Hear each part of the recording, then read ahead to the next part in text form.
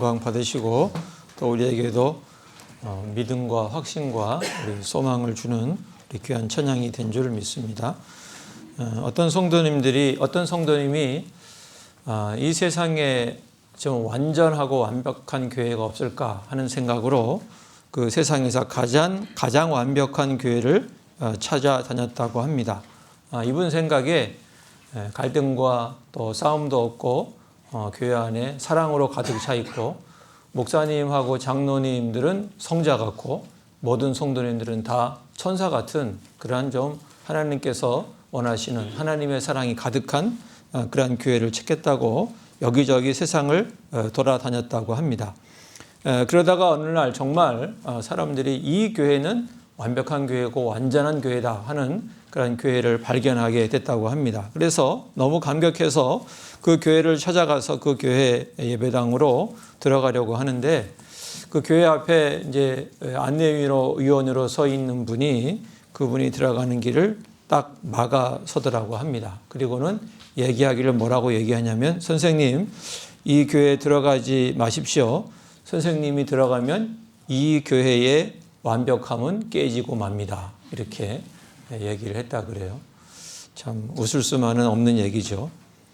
우리는 늘 완전한 사랑 또 완벽한 교회를 꿈꾸지만 정작 그 안에 불완전한 내가 있다는 사실은 우리는 종종 잊어버리는 것 같습니다.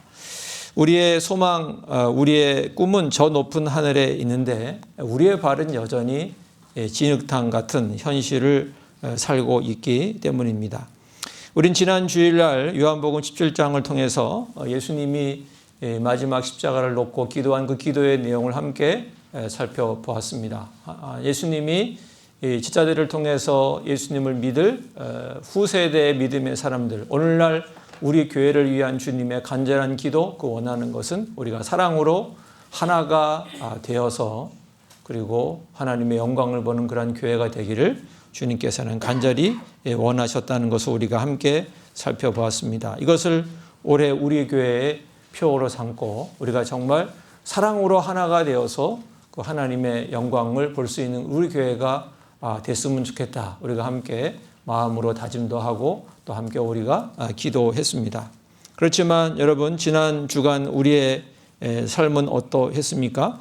교회 문을 나서서 마주한 현실은 그렇게 만만치 않습니다. 사랑으로 하나 되기를 원하는 우리의 마음이 있지만 우리의 현실은 그렇지 않은 경우들이 있습니다. 내 마음에 들지 않는 사람을 보면서 판단하고 또 미워하고 마음속으로 그 사람을 정죄했다가 다시 용서했다가 하는 그러한 반복이 우리 마음에 있기도 하였을 것입니다. 예수님의 기도는 너무나 좋고 아름답고 고상한데 우리의 현실은 여전히 미움과 갈등으로 가득한 경우들이 많이 있습니다. 이것이 우리가 겪는 현실적인 그리고 솔직한 우리의 고백이고 또 모순인 것 같습니다. 오늘 우리가 읽은 요한복음 8장은 바로 그 차가운 현실을 우리에게 보여주고 있습니다. 도무지 사랑하기 어려운 이 삭막한 현실 속에서 우리는 어떻게 지난주 예수님이 하신 그 기도대로 그러한 좋은 공동체, 사랑에 넘치는 그러한 교회를 갈 수 있을까 하는 것입니다. 오늘 말씀을 통해서 우리가 그 해답을 좀 찾고 함께 주님의 꿈을 함께 꾸었으면 좋겠습니다.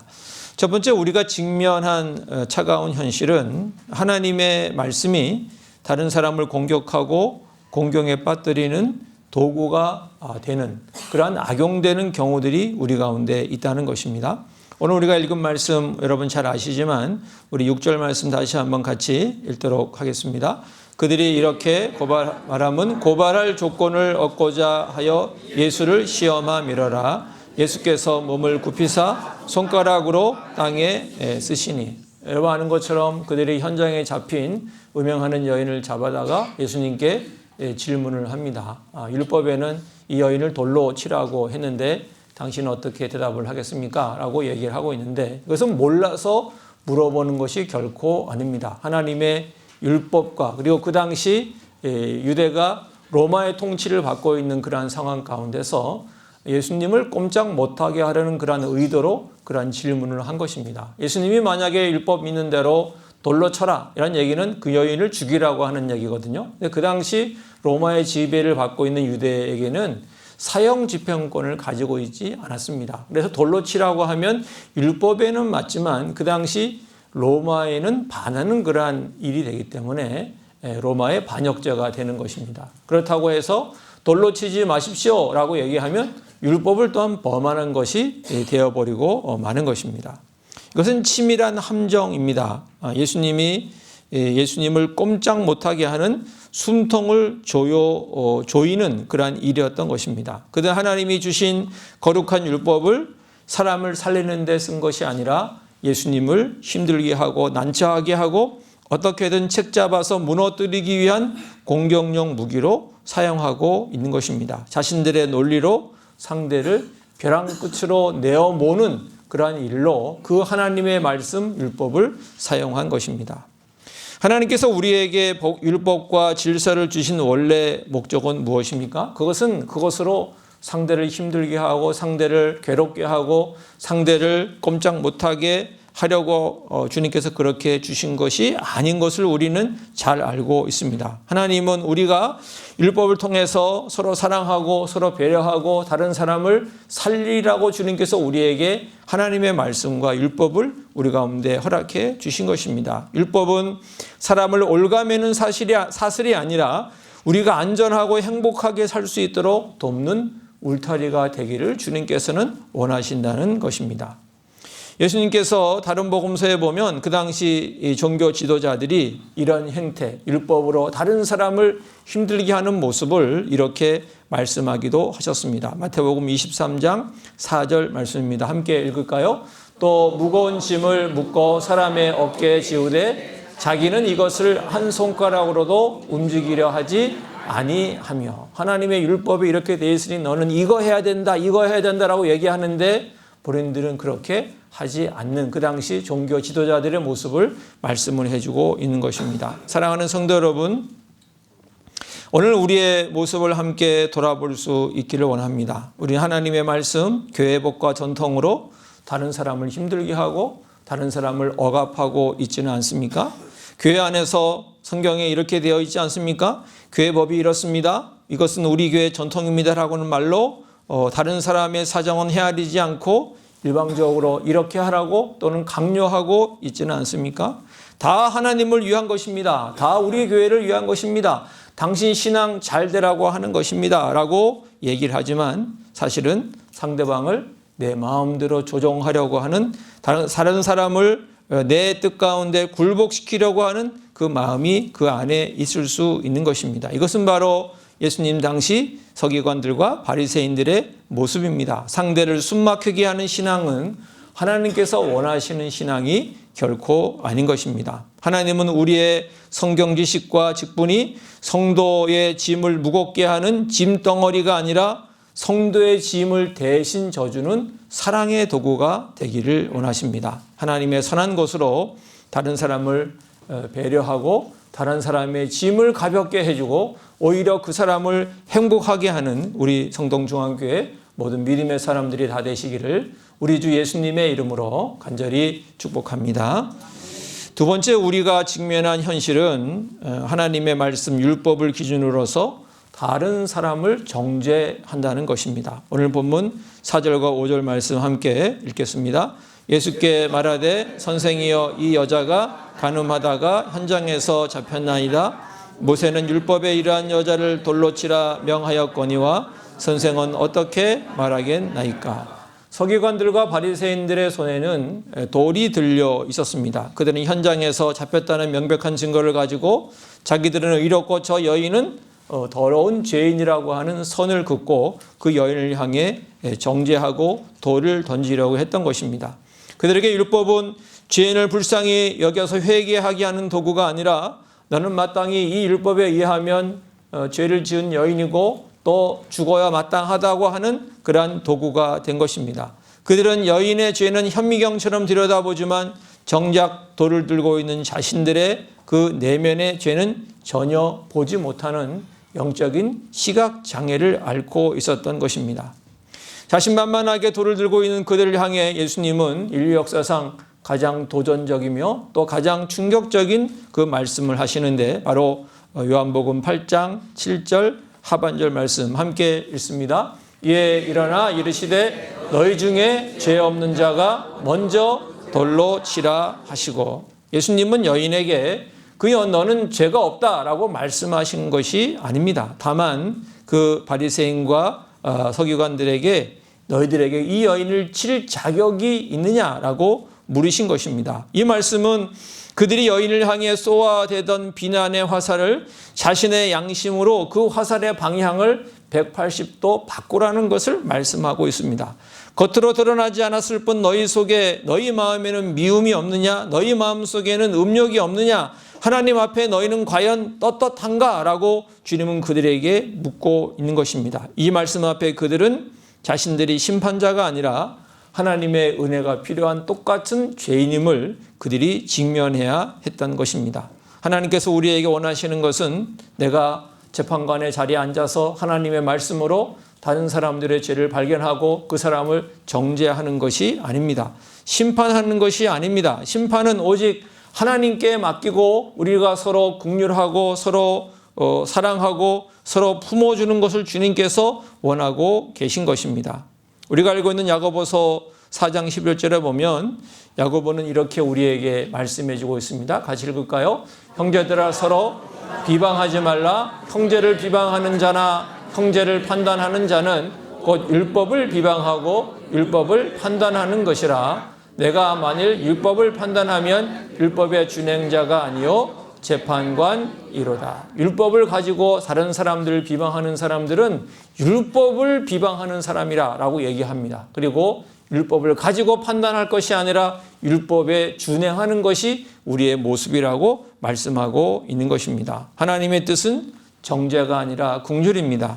우리가 율법을 통해 깨달아야 할 것은 다른 사람이 뭘 잘못했는가가 아니라 나에게 어떤 허물이 있는가 하는 것을 발견하는 것입니다. 사랑하는 성도 여러분, 오늘날 우리는 혹시 하나님의 말씀 율법을 가지고 다른 사람을 향해 던질 정죄의 돌을 주머니에 넣고 다니고 있지는 않습니까?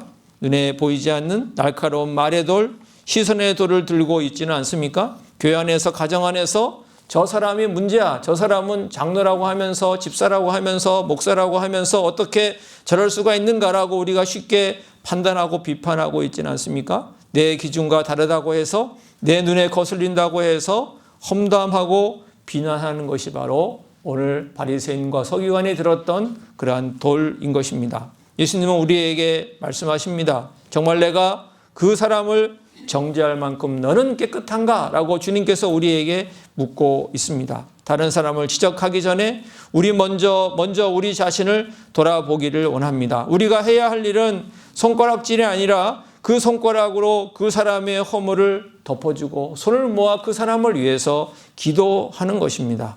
정죄를 멈추고 긍휼을 선택해서 사랑으로 하나가 되는 우리 성동중앙교회 믿음의 사람들이 다 되시기를 우리 주 예수님의 이름으로 간절히 축복합니다. 마지막으로 우리가 직면하는 현실은 우리 자신이 바로 그 죄를 짓고 그 죄의 굴레에서 벗어나지 못하는 우리 자신이 죄 안에 있는 연약한 존재라고 하는 것입니다. 여러분 9절 말씀 같이 읽어보겠습니다. 그들이 이 말씀을 듣고 양심의 가책을 느껴 어른으로 시작하여 젊은이까지 하나씩 나가고 오직 예수와 그 가운데 섰는 여자만 남았더라. 사람들이 다 떠난 후 여인은 예수님과 단둘이 남았습니다.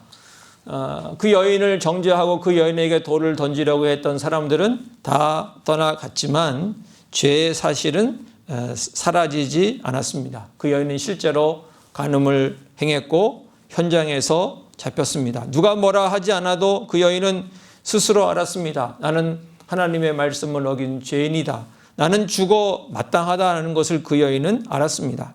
이 여인의 모습이 어떻게 보면 하나님 앞에 선 우리의 모습이기도 합니다. 우리는 알게 모르게 짓는 반복적인 죄 때문에 스스로 우리 자신이 우리 스스로를 정죄합니다. 나는 안 돼. 나는 해봤자 안 돼. 나는 날마다 실패해. 나는 하나님 앞에 사람들 앞에 죄인이야라고 자책하며 그 자책감에 죄책감의 감옥에 스스로를 가두어 버리는 경우들이 많이 있습니다. 이것이 죄가 가진 우리의 비참한 현실이기도 한 것입니다. 그런데 두려움에 떨고 있는 그 여인에게 예수님께서 이렇게 말씀하십니다. 오늘 10절, 11절 말씀 함께 읽습니다. 예수께서 일어나사 여자 외에 아무도 없는 것을 보시고 이르시되 여자여 너를 고발하던 그들이 어디 있느냐? 너를 정죄한 자가 없느냐? 여기에는 우리 11절 말씀도 같이 봐야 되네요. 그 다음 11절 넘겨주세요. 11절 같이 있습니다. 대답하되 주여 없나이다. 예수께서 이르시되 나도 너를 정죄하지 아니하노니 가서 다시는 죄를 범하지 말라 하시니라. 여기에는 두 가지 하나님의 은혜가 있죠. 첫 번째는 나도 너를 정죄하지 않는다라고 말씀합니다. 사실 사람들이 아니라 사람들을 심판할 수 있는 오직 유일한 분은 예수님 한 분이신데 그 주님께서 이 여인에게 정죄하지 않는다라고 말씀을 하십니다. 이것은 죄가 없다는 것이 아니죠. 그 죄에 대한 심판을 예수님이 대신 십자가에서 지겠다고 하는 대속의 은혜입니다. 주님은 그녀를 정죄하는 대신 자신이 십자가에서 그 모든 죄를 받기로 선택하신 것입니다. 그리고 두 번째 은혜는 다시는 죄를 범하지 말라는 것이죠. 이것은 구원의 조건이 아니라 구원받은 자가 살아야 할 방향입니다. 예수님은 어쩔 수 없었다고 핑계대지 말고 이제 죄와의 고리를 끊고 하나님이 원하시는 새 사람으로 살라고 말씀하고 있는 것입니다. 하나님께서 원하시는 것은 우리가 죄책감에 눌려 죽는 것이 아니라 용서의 은혜를 힘입어서 생명을 얻고 주님을 닮아 거룩하게 변화되는 것입니다. 사도 바울은 이 놀라운 은혜를 이렇게 로마서 8장 1, 2절 말씀에서 이렇게 말씀해 주고 있습니다. 함께 읽을까요? 그러므로 이제 그리스도 예수 안에 있는 자에게는 결코 정죄함이 없나니 이는 그리스도 예수 안에 있는 생명의 성령의 법이 죄와 사망의 법에서 너를 해방하였음이라. 아멘. 하나님의 뜻은 명확합니다. 과거의 죄에 매여 있지 말고 해방된 자유인으로 이제는 주님께서 원하시는 거룩한 삶을 살라고 하는 것입니다. 사랑하는 성도 여러분, 오늘 우리에게 이 말씀을 적용할 수 있기 원합니다. 혹시 여전히 과거의 실수나 반복되는 죄의 습관 때문에 괴로워하고 계십니까? 이제 나는 구제불능이야 라고 혹시 주저앉아 있지는 않습니까? 사탄은 계속해서 우리에게 말합니다. 너는 죄인이야. 너는 자격이 없어. 너는 하나님의 사람이 아니야 라고 우리에게 계속 정죄합니다. 그러나 예수님은 말씀하시기를 나는 너를 정죄하지 않는다. 예수님은 사람들은 어찌할지 모르지만 예수님은 우리를 향해서 나는 너를 정죄하지 않는다라고 우리에게 말씀하십니다. 그리고 내가 너의 죄를 위해서 십자가를 졌다라고 우리에게 말씀하시는 것입니다. 여러분, 주님의 용서는 다시 죄를 지어도 된다는 허가증이 아닙니다. 가서 다시는 죄를 범하지 말라는 말씀은 이제 그 지긋지긋한 죄의 자리, 유혹의 그 자리를 박차고 나오라고 하는 주님의 명령인 것입니다. 용서받은 감격을 아는 사람은 결코 함부로 죄를 짓지 않습니다. 이제 죄에 질질 끌려다니는 패배자가 아니라 죄와 싸워 이기는 거룩한 하나님의 자녀로 당당히 설 수 있는 우리 모든 믿음의 사람들이 될 수 있기를 우리 주 예수님의 이름으로 간절히 축복합니다. 사랑하는 성도 여러분, 오늘 우리는 율법의 도를 놓고 사랑으로 하나 되자는 말씀을 함께 나눴습니다. 이것이 말은 쉽지만 얼마나 어려운 현실인지 우리는 잘 알고 있습니다. 여러분도 알고 있고 저도 알고 있습니다. 힘들고 어려운 일들 만날 때, 또 나를 싫어하는 사람들을 만날 때, 나를 힘들어하는 사람들을 만날 때, 나를 정죄하는 사람들을 만날 때, 그리고 우리 스스로 우리 자신의 죄를 보고 낙담하고 실망할 때 이 말씀대로 살아가는 것이 쉽지 않은 것을 우리는 잘 알고 있습니다.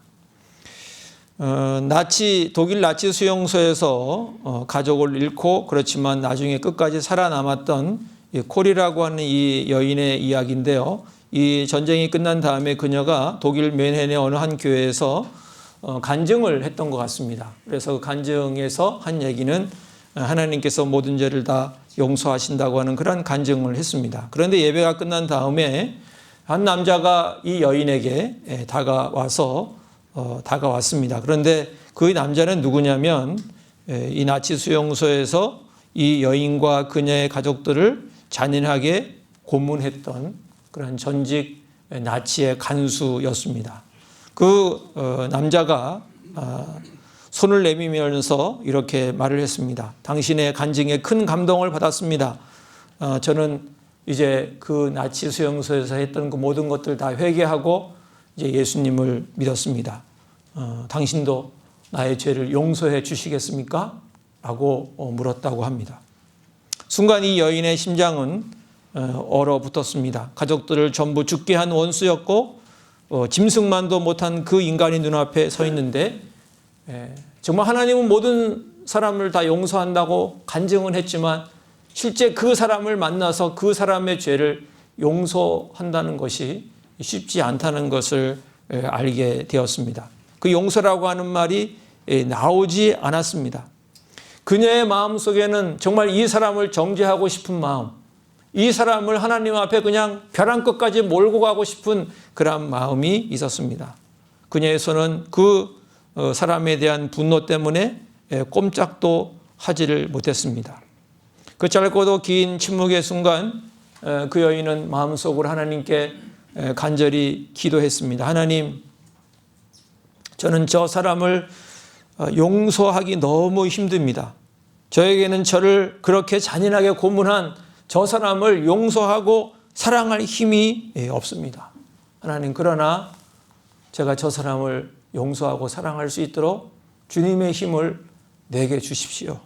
내가 할 수 있는 건 이 손을 저 사람을 향해 내미는 것밖에 없습니다. 주님, 내게 힘 주셔서 손을 내밀어서 저 사람의 손을 잡을 수 있도록 하나님의 힘을 더해달라고 속으로 간절히 기도했습니다. 그리고 의지적으로 내밀 수 없는 그 얼어붙은 손, 굳은 손을 내밀어서 그 남자의 손을 잡는 순간 마치 전류가 흐르는 것 같은 뜨거운 기운이 어깨에서 팔로 그리고 맞잡은 손으로 흘러갔습니다. 그리고 그녀는 눈물을 흘리며 이렇게 그 간수였던 사람에게 얘기했다고 합니다. 형제님, 당신을 용서합니다. 마음으로 당신을 용서합니다. 라고 얘기를 했고 그녀는 결국은 그 사람을 향한 그 정죄의 돌을, 미움의 돌을 내려놓을 수 있었다고 합니다. 사랑하는 성도 여러분, 오늘 본문의 현장도 이와 같았습니다. 세상은 하나님의 말씀조차 악한 도구로 사용합니다. 다른 사람을 해치려고 하고 하나님의 말씀으로 다른 사람의 눈에 있는 들보를 보고 정죄의 돌을 던집니다. 그리고 우리 자신은 죄책감의 굴레에 갇혀서 이러지도 저러지도 못하는 연약한 존재들입니다. 이 냉혹한 현실 속에서 우리의 힘으로는 그 돌을 내려놓기가 너무 힘듭니다. 우리 의지로는 정죄하기 그리고 정죄하는 것을 그만두고 그 사람을 용서한다는 것이 쉽지가 않습니다. 오직 십자가의 사랑과 은혜가 아니고서는 우린 그것을 감당할 수가 없습니다. 예수님은 율법의 완성자이시면서 또 우리에게 말씀하시기를 내가 너를 정죄하지 않는다라고 말씀하십니다. 그 십자가 사랑이 우리 마음속에 흘러들어올 때 우리 또한 정죄의 돌을 내려놓고 그 사람을 용서하고 그 사람을 받아줄 수 있는 줄로 믿습니다. 오늘 이 시간 하나님께서 우리에게 묻습니다. 너의 손에 무엇이 들려있느냐? 아직도 누군가를 향한 뾰족한 말, 차가운 판단, 풀리지 않는 미움의 돌을 쥐고 있지는 않느냐고 우리에게 말씀하고 있습니다. 여러분, 그 무거운 돌을, 그 정죄의 돌을 다 내려놓을 수 있기를 원합니다. 예수님을 시험하려는 불순한 의도, 이웃을 정죄하는 교만한 마음, 그리고 내 스스로를 괴롭히는 죄책감까지 십자가 앞에 모두 내려놓을 수 있기를 바랍니다. 그리고 이제 다시 가서는 죄를 범하지 말라는 하나님의 음성을 들을 수 있기를 바랍니다. 이제 정죄하는 자가 아니라 용서받은 자의 감격으로 거룩한 믿음의 사람들이 다 될 수 있기를 원합니다. 지난주 우리는 올해 교회표를 함께 살폈습니다. 사랑으로 하나 되어 주의 영광을 보는 교회, 우린 그 표를 오래 붙잡고 나가기로 했습니다. 오늘 우리는 그 꿈을 현실로 만드는 비결을 함께 살펴보았습니다. 그것은 돌을 내려놓는 용기와 다시 시작하는 거룩함입니다. 우리 성동중앙교회 모든 성도님들이 비판과 정죄가 난무하는 세상 속에서 예수님의 마음으로 덮어주고 용서하고 다시 살려내는 작은 예수님들로 살아갈 수 있는 귀한 역사가 우리 가운데 있게 되기를 우리 주 예수님의 이름으로 간절히 축복합니다. 기도하겠습니다. 하나님 아버지, 우리는 올해 교회 표어로 사랑으로 하나 되어서 주의 영광을 보는 교회로 정했습니다. 주님의 원하심이었고 주님의 기도였습니다. 우리를 향한 주님의 꿈이었습니다. 그러나 주님, 우리의 현실은 만만치가 않습니다. 우리의 현실은 다른 사람을 하나님의 말씀으로 힘들게 하기도 하고, 하나님 말씀을 기준으로 해서 정죄하기도 하고, 때로는 내 자신이 어쩔 수 없는 죄인임을 느끼면서 좌절하고 낭망하고 주저앉아 있기도 합니다. 그러나 오늘 주님께서 하시는 말씀을 듣기를 원합니다. 하나님의 말씀을 다시 붙들고 십자가의 사랑과 은혜를 다시 붙들고 하나님을 의지하고 주님의 도우심을 간구하면서 우리가 다시 일어서기를 주님 원합니다. 우리의 정죄도를 다 이제는 내려놓기를 주님 원합니다. 이제는 주님께서 원하시는 대로 이제 다시 일어서서 주님께서 원하시는 거룩한 삶을 살아가기를 주님 원합니다. 그렇게 돌을 내려놓고 일어서는 모든 믿음의 사람들 위해 하나님의 크신 은혜를 베풀어 주시옵소서. 하나님, 덮어줄 수 있는 마음 허락해 주시고 용서할 수 있는 마음 주님 허락해 주시고 다시 팔을 벌려 안을 수 있는 마음 우리 가운데 허락하여 주시옵소서. 우리 교회가 하나님께서 원하시는 참 아름답고 멋있고 복된 교회 되게 하여 주시옵소서. 예수님의 이름으로 기도하옵나이다. 아멘.